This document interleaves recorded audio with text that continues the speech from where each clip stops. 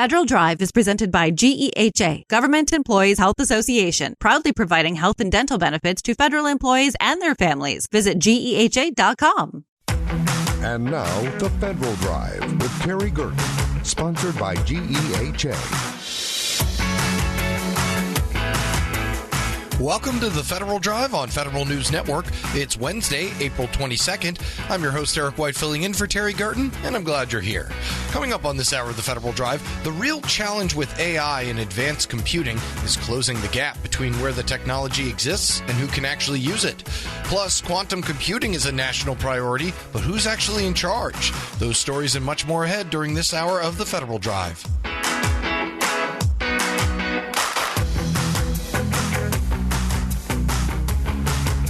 We begin with this. After major staffing reductions under the Trump administration, the federal workforce is at a 15-year low. But now, some agencies are reversing course and talking again about expanding recruitment opportunities. That comes as administration officials are also pushing for hiring reforms like technical assessments and pooled recruitment. For the latest on agency hiring prospects, Federal News Network's Drew Friedman sat down with Vice President of Government Affairs at the Partnership for Public Service, Jenny Mattingly. It's interesting because people are talking about hiring again. That's a difference. The administration is talking about it. People are asking about it broadly.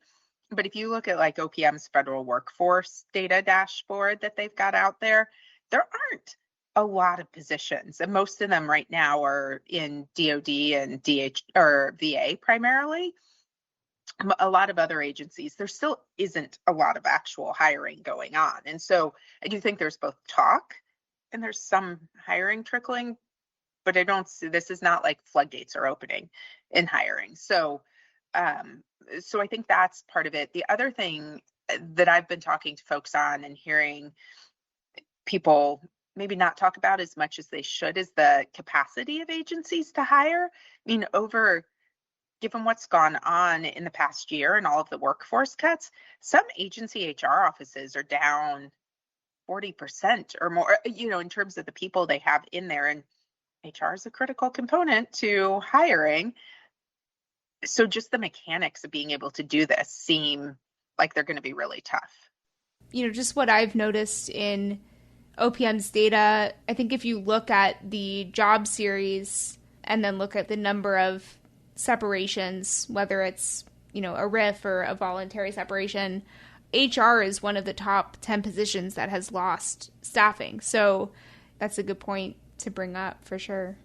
Well, even if they're, just to go down that rabbit hole for a moment in the HR piece, is that regardless of where the jobs were lost previously, it means there's fewer people to still do all those types of jobs. So the HR folks that are left are doing 4 people's jobs or more. And so even if you only lost people that were doing job classification or retirement benefits, the people who are left now have to fill those positions too. They're not just doing hiring or labor relations. So, and that's consistent across agencies writ large, whether it's HR or others, is that we hear how many people are doing multiple jobs now to hold down the same amount of work, because that didn't lessen necessarily.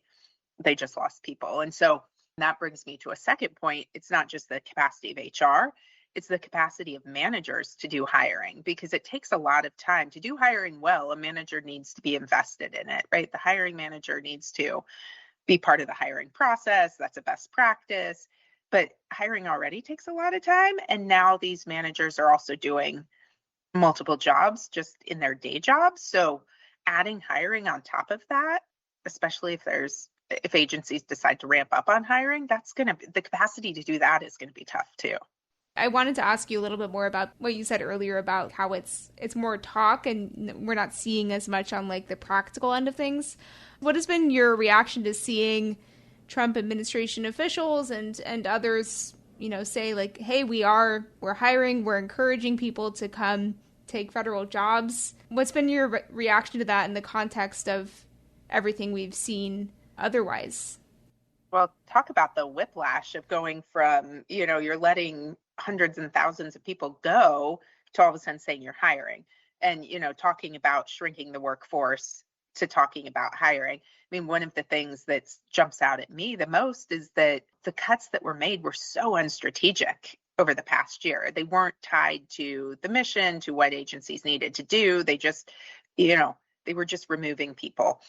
And so hiring in some respects, to me, signals an acknowledgement that there is work that agencies are doing that's meaningful to the public, to communities, to providing services. And so I assume that's some of the why they're talking about hiring people back, because they've realized it doesn't work. It doesn't work to just remove people without any sort of strategy behind how the work gets done and what skills you need.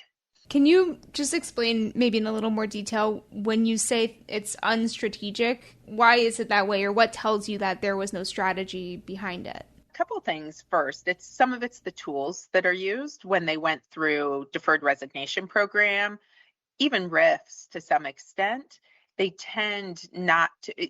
The deferred resignation program let people volunteer to leave versus choosing, we need this skill, this is critical to work we need to get done, therefore we're going to remove these people and keep these people. That's not what the deferred resignation program did. It let some of the top talent choose to walk out the door. And so that's when I say unstrategic. There wasn't a business strategy to getting the work done and serving the public and keeping your most talented people. Same with when you saw all the probationary period folks removed. I think a lot of people, when they think probationary period, think early career talent and might say, well, they let their most junior employees go.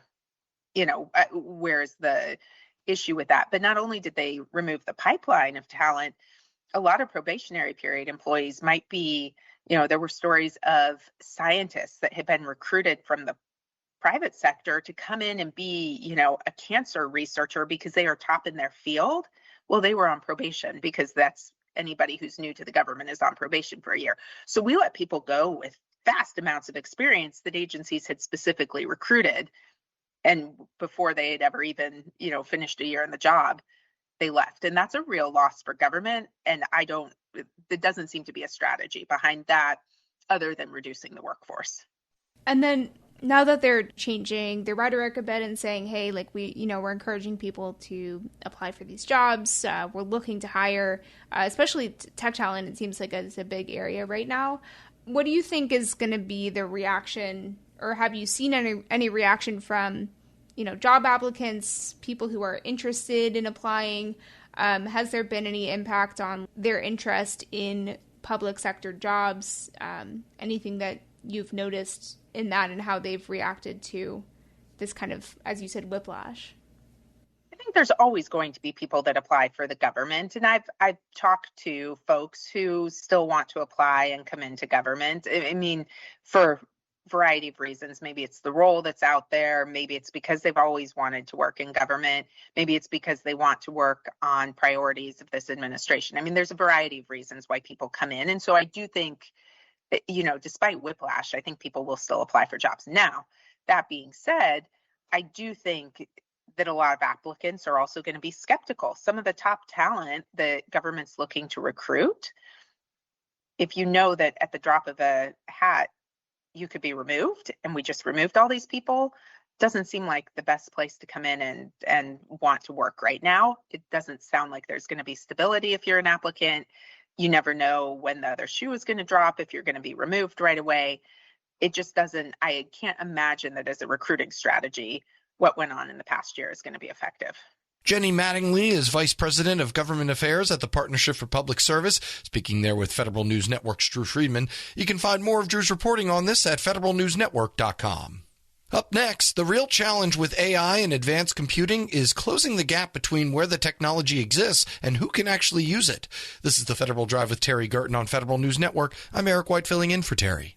Tune in Tuesdays at 10:30 a.m. and 2:30 p.m. for the Innovation in Government Show, sponsored by Carasoft. Hear from the industry leaders advancing the technologies shaping how agencies modernize secure operations and deliver better services. Innovation in Government covers what is changing now, what is working from cybersecurity and cloud to data, AI, and emerging technologies. Listen to Innovation in Government, Tuesdays at 10:30 a.m. and 2:30 p.m. on Federal News Network. Search Innovation in Government.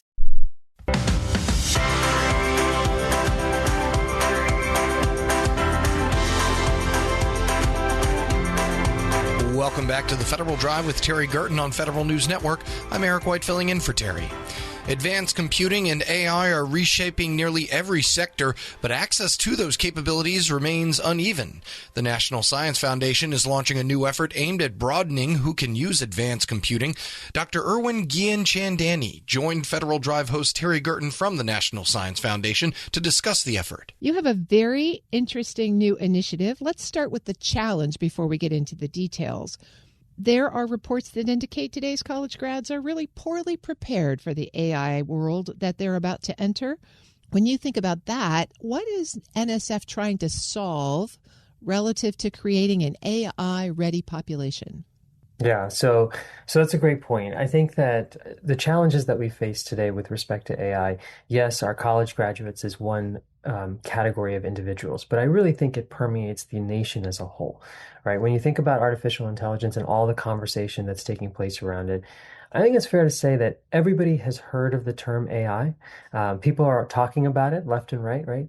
But very few people, I think, actually truly appreciate what AI actually is, right? And so I think that what we are trying to do at the National Science Foundation as an agency of the federal government that's sort of the leading agency when it comes to helping prepare talent for the myriad jobs in the sciences and technology and engineering and mathematics and sort of the adjacent areas to what we call STEM. What we're trying to do is really help prepare talent everywhere across this country for this AI revolution that we're witnessing. So, in many ways, I think it's fair to say that we're at a little bit of an inflection point. AI is already reshaping how Americans work and learn and build and create new technologies, new capabilities. And it's not abstract. It's not far off, right?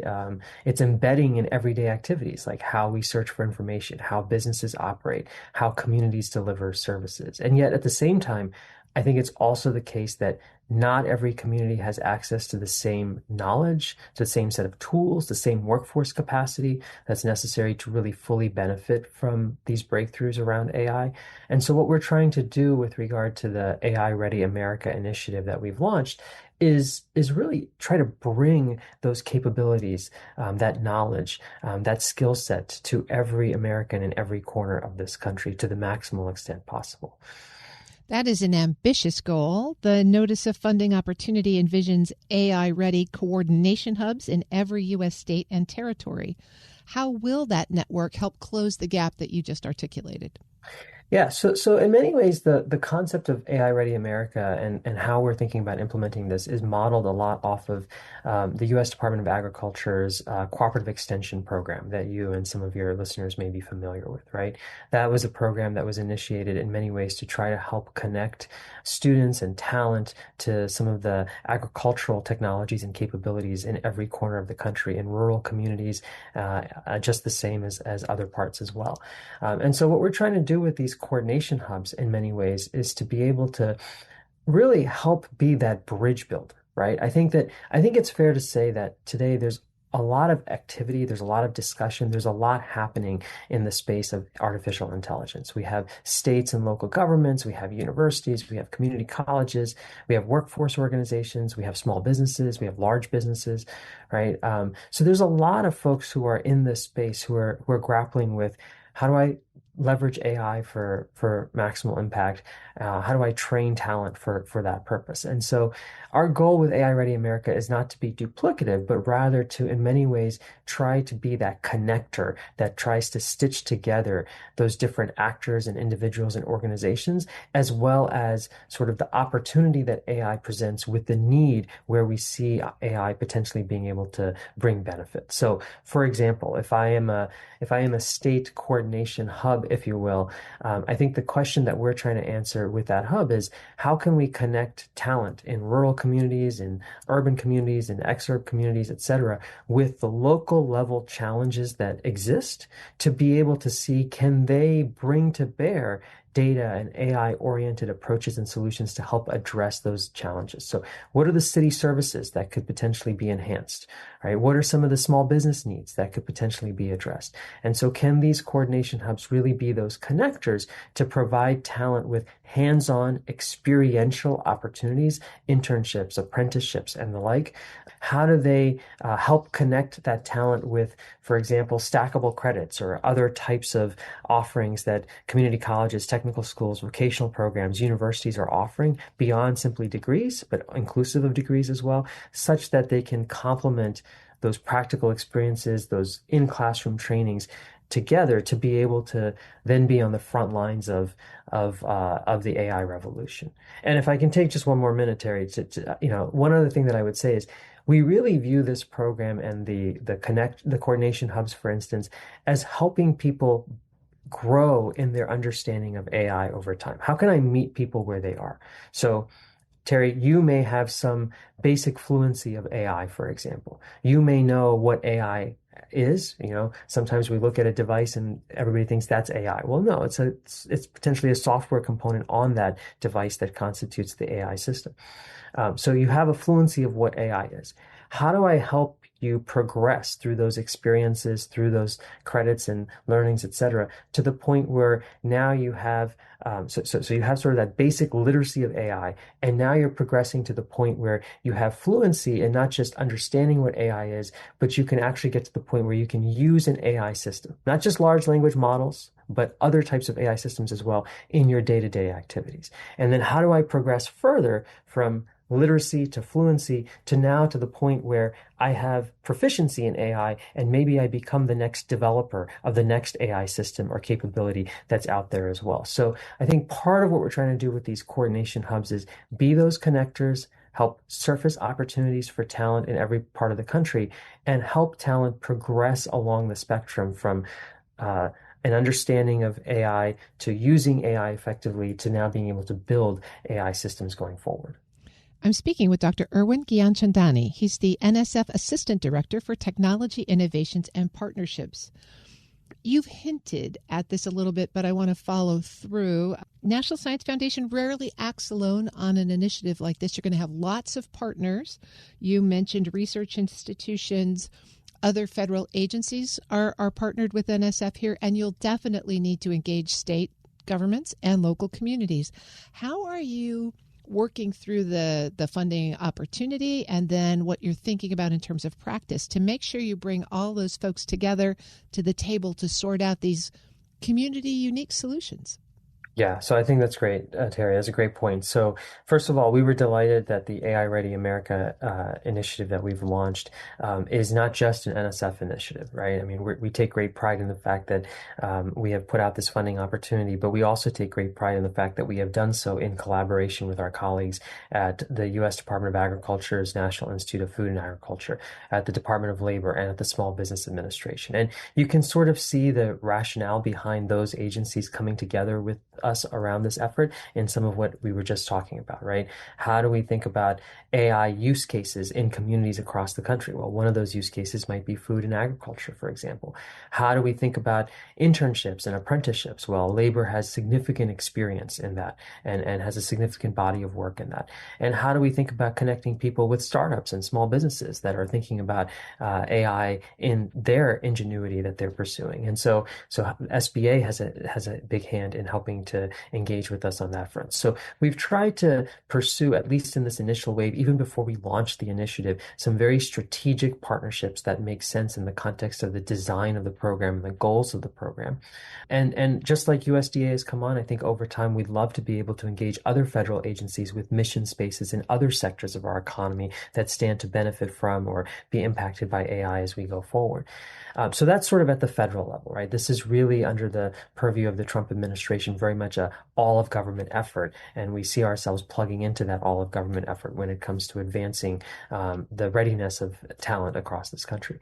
I think to your point, state and local governments, and thinking not just about state and local governments, but folks on the ground in states, municipalities across this country. That could include the companies that are located in those places. That it could include local workforce boards. That could include local schools and colleges. I think that requires us to say at every step of the way that we want to partner with them. We want to see proposals in response to this funding opportunity, for instance, that constitute collaborations across those different types of organizations that are really working together to, as you and I discussed a moment ago, be that connector when it comes to a coordination hub within the state. And so we are trying to do extensive outreach, both through our networks. NSF often engages with colleges and universities, and so we're engaging through our networks in that space. We're engaging through labor with the workforce innovation opportunity boards across this country. So we're trying to penetrate those different types of organizations.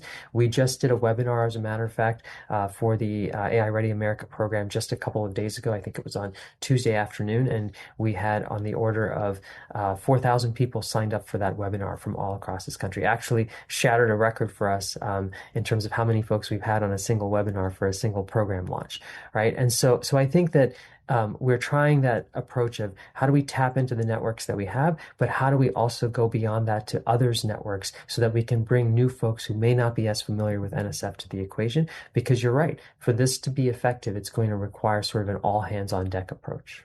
Well, certainly the first step is getting those state hubs up and running. The announcement says that NSF may fund them up to $1 million a year for 3 years. What do you hope to learn in that 3-year cycle that will indicate whether or not this initiative will scale?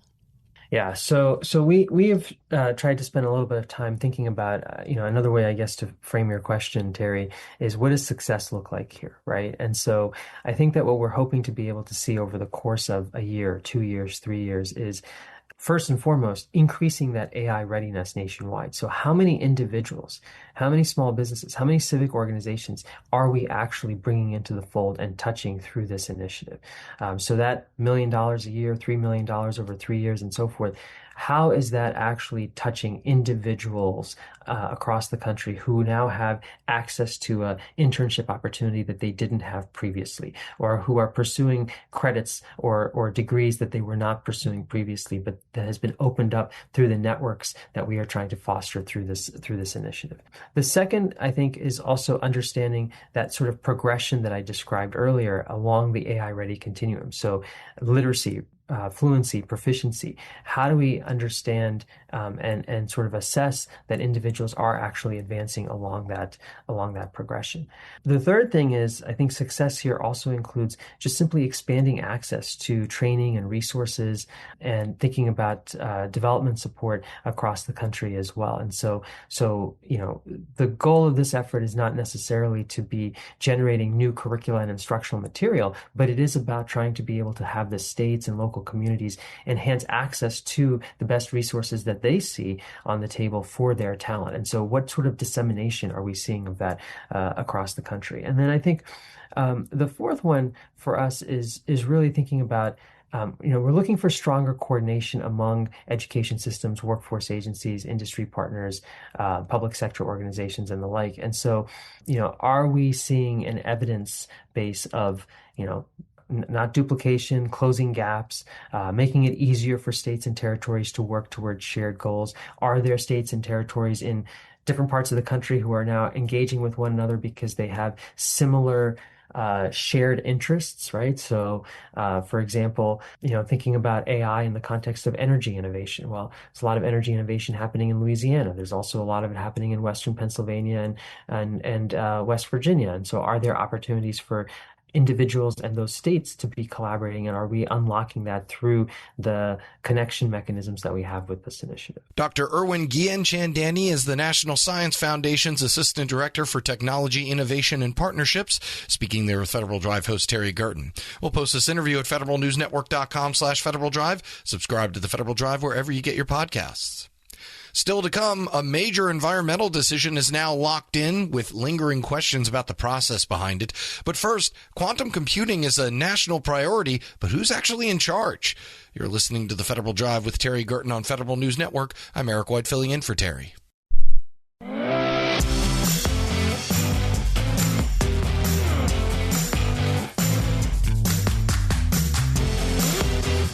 Back on the Federal Drive with Terry Gerton on Federal News Network. I'm Eric White filling in for Terry.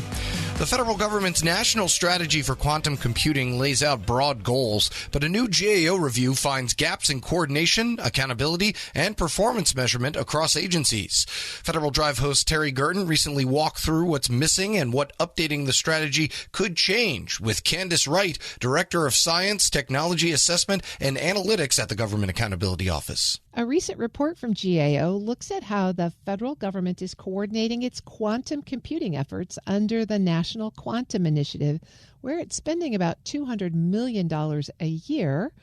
As GAO looked at this, what stood out to you about how well those efforts are being guided right now? Yeah, so GAO has actually been examining quantum technology development for about a decade, as it's been identified as something that's critical to economic growth, national security, for example. There's a lot of hype about its promise, especially because it has this ability for increased processing speed and power. And certainly with the National Quantum Initiative, there was, a commitment to really move forward. One of the things that we've certainly observed is that there has been movement in R&D. Number of different agencies are involved in various efforts. However, as we looked at this issue, one of the areas that is of particular interest is understanding what are the key federal efforts related to quantum computing and cryptography, especially as we talk about, moving forward with this technology. As an advanced quantum computer has the potential to have many applications in a lot of different sectors, support drug development, supply chain, logistics, improving financial modeling. We've heard of instances where the Air Force Research Lab is looking at it to improve timekeeping proficiency or precision rather with an atomic clock, but, being concerned about energy consumption issues. However, we just were curious as to what is the strategic planning approach for investing in quantum, especially as we think about it for economic security and national security perspectives. So this report does not dig into the quantum science itself. It's really looking at that strategy and how well the strategy is being managed. You noted that the strategy includes broad goals for quantum computing, but doesn't have the subordinate objectives and performance measures that would really help agencies and organizations know exactly what's expected. What does the absence of those metrics mean in practice? So one of the key things is when you think about strategic planning, a lot of times people see it as a bureaucratic administrative effort, but it really is supposed to be a guiding principle. You have your overarching goals that you're working towards, but the subordinate objectives really tell you how you're going to get there. So they create these measurable steps. And we thought it was really important that as we were looking at these various strategic planning documents, because there actually wasn't a comprehensive strategy. So lots of bits of pieces of information spread across different documents. And so as we looked through that, it was really unclear as to what are the subordinate objectives, those, more micro activities, if you will, to achieve the broader overarching goals of partnering with industry or boosting the workforce, for example. And so as we talked with different agencies, we observed that in their view, the technology is in such an early stage that they thought it would be difficult to come up with those subordinate objectives. But again, if you have money being appropriated or designated, allocated rather, to achieve these goals and efforts, we think it's important that you are able to articulate how that money is being spent, where we're making progress, where there might be gaps, and where there might be corrective actions needed to continue to move forward. Part of what adds to that complexity, I think, is that the strategy identifies participating agencies but doesn't clearly define roles and responsibilities, and it's not always clear who exactly is in charge at any particular point in the strategy. Why is that so important in a space like this that cuts across science, defense, and economic competitiveness?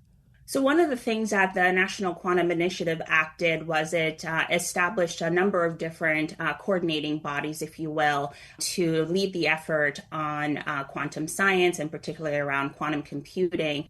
We've actually identified that there are 4 different coordinating bodies, each with slightly different roles. And we think it's really important to be clear about roles and responsibilities, again, so that you understand who is taking the lead on what, where there might be complementary activities versus duplicative activities, and then also really being able to clearly demonstrate who will be taking the lead on certain efforts and creating those opportunities for partnerships across federal agencies, but also with industry and academia who also have equities in this space as well. So it's important to ensure that there are these coordinated efforts so that you can help improve the planning and coordination while also ensuring that you're avoiding unnecessary duplication. And did you get a sense from the agencies involved that even though those relationships might not be specified. They had a good handle on them, or were they as confused as GAO was?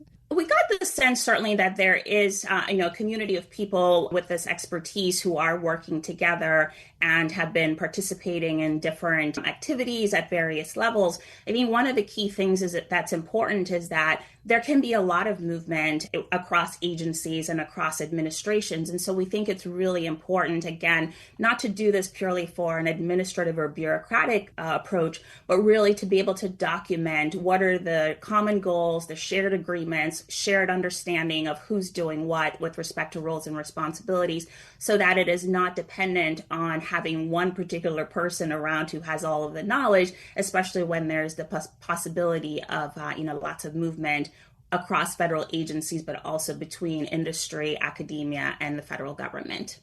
I'm speaking with Candace Wright. She's Director for Science, Technology Assessment, and Analytics at GAO. Ms. Wright, the report also points out that current funding levels are documented, and we mentioned that $200 million a year up at the top, but that future resource needs, including infrastructure, are not documented. So how does that gap affect long-term planning for success? So again, when we think about the fact that, quantum technologies are described as a nascent area, developing, emerging area, we think it's important really to understand what the needs are, what resources might be needed, what facilities and infrastructure or equipment might be needed. And so while we did observe that in certain budget documents, there was an accounting of, as you noted, about $200 million per year since fiscal year 2020, it's really important to understand, is that enough for whatever the goals and the objectives are to be able to meet the current needs, but also to meet the future needs as well? We know certainly that there is a need for specialized facilities and equipment. There's a need for test beds. And these facilities are user facilities that researchers may want to use to be able to continue to advance the research in this space. You mentioned investments in infrastructure, but one of the other key factors to making sure this strategy becomes reality is investment in a workforce. And this raises the subject of the quantum workforce in the way that we've heard about the cyber workforce or other sorts of tech-related specialties. What did you find regarding the readiness of the workforce in this space? So this will be the Achilles heel, as often happens with any emerging technology. If you don't have the workforce with the specialized skills, it's really going to be challenging to make much progress. One of the things that we've certainly observed since one of our technology assessments back in 2021 was that there were these workforce concerns. It's really difficult sometimes to define who is a quantum worker. Again, because this is an emerging area, some of those things have not yet been fully defined. We know that in this space, it's a multidisciplinary approach. And so you might have individuals with, let's say, PhDs who are experts in physics, for example, but you may also need folks who have engineering skills as well, who are really skilled in mathematics. And so we've observed that it's been really challenging for agencies to conduct and do that assessment of the quantum workforce to identify what is really needed, how do we know what we have, and then what is going to be needed in the future to be able to close those gaps. Certainly a number of agencies have implemented various STEM programs and workforce development efforts to try to boost awareness about these opportunities, even starting as early as some of the K through 12 programs all the way up through a PhD and postdocs. But again, this is not something that you're going to be able to home grow overnight. There are very limited academic degrees, if you will, that are so narrowly focused. And there might be some opportunities to take a course in quantum physics, for example, or quantum science. But we really need a truly coordinated, comprehensive approach to ensure that we understand what the workforce needs are and how we're going to get there. You've given us a pretty clear picture of the challenges in this space. What does GAO recommend, and who's got the responsibility to close some of those gaps? So as we did our work and identified where there are gaps in the strategic planning approach, we did make a recommendation for OSTP to work with other agencies that are part of the quantum science subcommittee to augment and update the national quantum strategy, again, to be able to address those gaps that we identified with respect to establishing those subordinate objectives that align with the overall goals, making sure that we're monitoring progress and determining resources and investment needs. We did make that recommendation to OSTP. While they didn't affirmatively agree or disagree, they did note that they had no concerns with the recommendation language.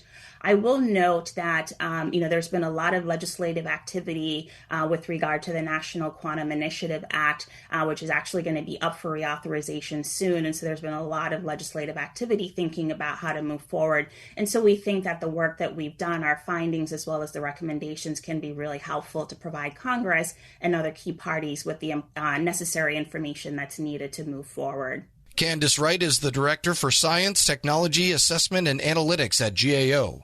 We'll post this interview along with a link to the report at federalnewsnetwork.com/Federal Drive. Listen to the Federal Drive on demand. Subscribe wherever you get your podcasts. Coming up next, a major environmental decision is now locked in with lingering questions about the process behind it. This is the Federal Drive with Terry Gerton on Federal News Network. I'm Eric White filling in for Terry.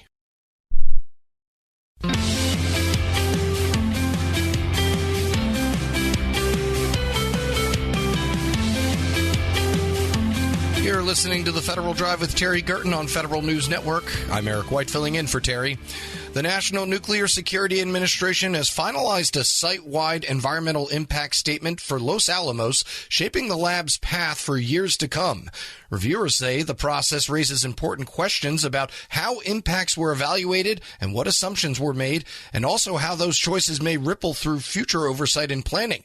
Joining Federal Drive host Terry Gerton to explain where process missteps might affect future implementation, Dr. Dylan Spalding, a senior scientist at the Union of Concerned Scientists. The National Nuclear Security Administration has just released a final site-wide environmental impact statement, or an SWICE, for Los Alamos National Labs, and the Union of Concerned Scientists has some thoughts. Before we get into those thoughts, though, can you help us understand what that statement does and what kind of decisions it locks in for an agency? Sure. So a SWICE, or Site-Wide Environmental Impact Statement, is an analysis that's required under the National Environmental Policy Act that basically is the NNSA's way of analyzing the impacts of the work that they're planning on doing over the next roughly 8 years or so, 8 to 10 years. And so this is kind of a forecast of anticipated building projects, expansion, changes in use of things like water and electricity. And it looks at how the programs that they think they're about to undertake or are presently undertaking are going to continue to impact operations and surroundings over that coming time period. This final document lays out several alternatives, but it does ultimately choose a preferred path forward. Based on your review, what factors would you say carried the most weight in how NNSA arrived at their decision? You're correct in that they consider three alternatives. One is called a no-action alternative, which would basically mean they carry on with status quo activities. Although critics have pointed out that because it's been so long since Los Alamos has conducted an analysis like this, status quo is already well beyond what was analyzed under the scope of previous such analyses. So even the no-action alternative represents significant change from what was previously the case. They've ended up settling on sort of the most expansive option, which is called an expanded operations alternative. And that includes kind of the widest slate of expansion and building, and much of that is to support what's called plutonium pit production at the lab, which is the manufacture of new cores or triggers for nuclear weapons, which is something LANL has not previously been responsible for doing. You mentioned that they chose the most expansive option. Does that imply that that is definitely what they're planning to build, or is that a way of keeping options open? It's a way of keeping options open, although much of what's in the expanded operations alternative is already somewhat locked in by decisions made even prior to this analysis as a result of LANL's charge to produce plutonium pits. It was very unlikely they would go back to a lesser option, because that would essentially imply reduced scope for that program, and that's a program that the Union of Concerned Scientists has actively critiqued and opposes. But it doesn't necessarily mean that they will carry out all the work outlined under the expanded operations alternative, but it gives them essentially license to do so under this analysis. And that plan is built on certain assumptions about future operations. You mentioned the plutonium pit production. Where do you see the biggest assumptions in this plan that could matter if conditions change over time? Well, the plutonium pit production program is really charging forward faster than we at UCS believe is advisable. So Los Alamos was originally charged with making 30 plutonium pits per year, and that's something they've been struggling to do up to now. A February 11th memo that came out just before this site-wide environmental impact statement actually calls for doubling that capacity to 60 pits per year.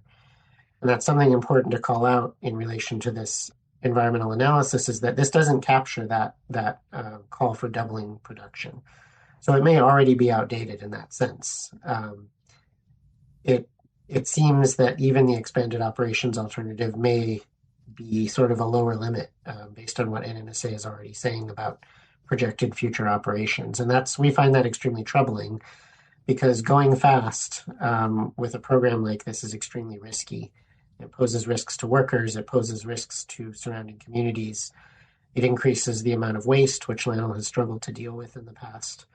And it also overshadows efforts to clean up legacy waste. LANL has a good deal of existing radioactive waste on site that has been kind of put on the back burner in order to facilitate production. And that's something that people in New Mexico and the New Mexico Environment Department and others, including us at Union of Concerned Scientists, are extremely concerned about.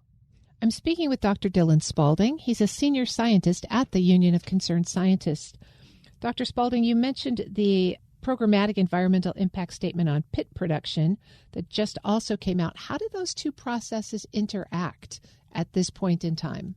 That's right. So a programmatic environmental impact statement is sort of a broader version. It's a broader type of analysis under the National Environmental Policy Act.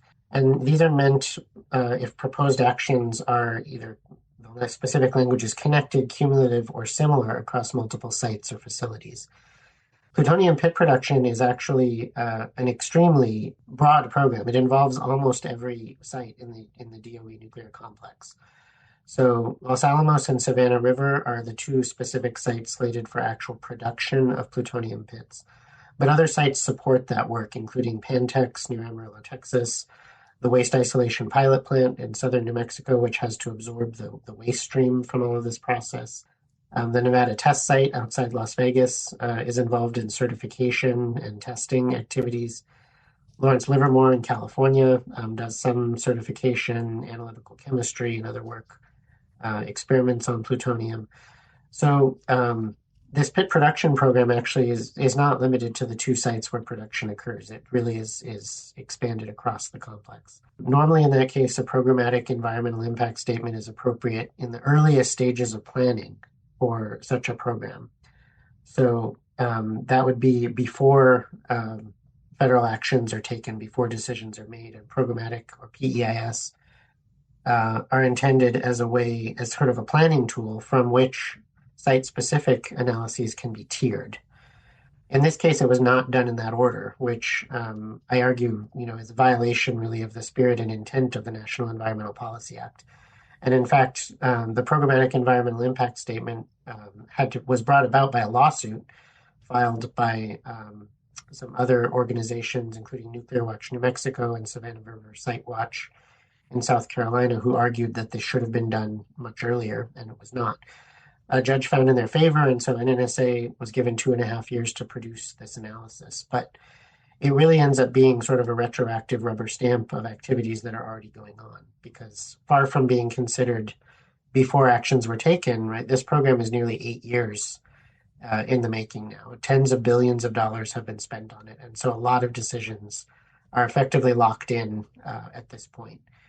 And so the programmatic environmental impact statement that was released just this past Friday is essentially kind of a retroactive rubber stamp of all those decisions already taken. And it was really written in such a way to minimize analysis at all sites. It really only considers the true production sites, not the waste stream, not the transportation, and not a lot of these other things that communities are really concerned about where there is risk. And so this really to us sort of seems a backwards way of doing it, that did not in fact consider impacts before the program was designed in the way that it was. If the plan moves forward as it's currently written, what does it mean operationally for Los Alamos, but also for the communities that surround it? Well, Los Alamos is already seeing huge changes. This represents the biggest expansion in their activities really in the lab's history since the Manhattan Project. They've hired thousands of new employees. The scope of new building projects to support pit production is really unprecedented in the lab's history. Los Alamos has traditionally been a research and development lab, not a production site for weapons components. And we're seeing that shift now. We're seeing cuts in the budget for fundamental science and other programs, things that looked at, renewable energy and things like that are going away in favor of production. And so the lab is really kind of seeing a cultural shift in the way it's being asked to operate to accommodate this program. That's squeezing nearby communities. You can imagine Los Alamos is effectively housing saturated because of its geography. So with thousands of new employees, you have to put them somewhere. There's increased traffic. The building projects are causing, also increased traffic, noise, other impacts on surrounding communities. And there are concerns about what the future impacts will be, right, from these facilities, if there are accidents or other things that could lead to community exposure. And that's where, again, I think the risks of going fast and trying to accelerate this program are really huge. Dr. Dylan Spalding is a senior scientist with the Union of Concerned Scientists. We'll post this interview at federalnewsnetwork.com/Federal Drive. The federal government's landlord and its Human Resources Office are embarking on plans to share the same headquarters. The Office of Personnel Management and the General Services Administration are moving together under one roof. This is the latest example of agencies in Washington, D.C. moving out of headquarters that aren't meeting minimum occupancy requirements recently set by law. Federal News Network's Jory Heckman is all over this one. Jory, welcome aboard. Hey, Eric. Great to be here. All right. So what is the plan, actually? I saw this news pop up yesterday, and not many details right away, but what did you find out? So the plan right now, this summer, GSA is going to temporarily move over to the Office of Personnel Management's headquarters, not too far away, the Theodore Roosevelt Federal Building. GSA and OPM will cohabitate that building for a period of time, for a couple of years, while renovations go underway at GSA's headquarters at 1800 F Street. It's going to take more than 2 years to fully renovate that building. And once those renovations are complete, beginning in December of 2028, the plan is for GSA to move back to its headquarters and bring OPM with them. They're going to bring OPM employees back to 1800 F Street, and they are going to then turn around and sell OPM's old headquarters, sell the Theodore Roosevelt building, put them up for accelerated disposal. So we heard some of these details from GSA Administrator Ed Forst. Here's what he had to say about the plan. He says that GSA and OPM are leading the way for other agencies to consolidate space they don't need. For too long, the federal government has paid for space it doesn't use, buildings it cannot afford to maintain, and in some cases cannot even occupy. That ends now. GSA Administrator Ed Forst there. So he explains a little bit of the thinking behind this, but what are some of the goals of this plan? So the goal really is consolidation here. The goal is also cost savings. GSA has long complained that its headquarters is in need of modernization, and about 40% of its usable office space is uninhabitable because some of these wings of its building have not been renovated since it was originally built in 1917. GSA's headquarters, fun fact, was originally built to serve as the Interior Department's headquarters, but GSA has been the occupant for decades now. And so GSA is of the opinion that as the federal government's landlord, they should be leading the way here in consolidation. So these renovations are necessary to not just house GSA employees, but to bring in OPM employees as well. It looks like OPM is only about half occupying the Theodore Roosevelt building. And under the recently signed Use It Act, this is something that President Joe Biden signed in his last days in office, that requires agencies to achieve at least a 60% minimum occupancy standard on average. And if they don't get there, then they should do something to right-size their office space. And many times that means exactly what we're looking at here, co-locating agencies and consolidating offices that they can't fully fill. How much money up front is this plan expected to cost, and any idea of when the savings will start to erase some of that initial cost up front? Well, GSA didn't get back to me immediately on some of the details of the plan, but there is a prospectus on its website for what appears to be this plan here, and that would bring this project total cost to around $239 million in total.